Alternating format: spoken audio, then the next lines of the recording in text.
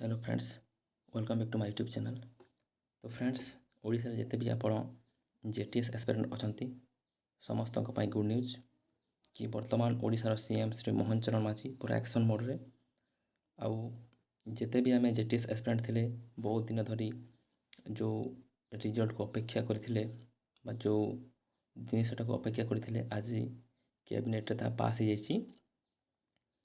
एते लंबा समय धरी जो ट्वीट रिट्वीट करथिले एवं काली जो भाई भौणी माने शांतिपूर्ण धारणा देथिले गोटे प्रकार तार रिजल्ट आसीछि। आज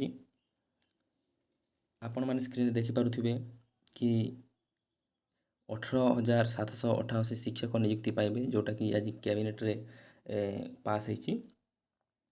एंड सीएम कहले कि 20,000 जिते कनिष्ठ शिक्षक नियुक्ति बाहरी थिला तार अपॉइंटमेंट दिया जिवो। एंड एठी देखंतु से पुणी कहते प्रोसेसटा को केमिति स्पीड अप करा जिवो से विषय भी कहते। तो एथरो आम जापर कि अपॉइंटमेंटा बहुत शीघ्र हो मे बी लिस्टा आज संध्या सुधा कि 1 ରୁ 2 दिन मध्य आसीज। फाइनाली एत दिन आमर संघर्षर अंत घटिला। आज वीडियो एतिक इनफॉरमेशन था। Thank you.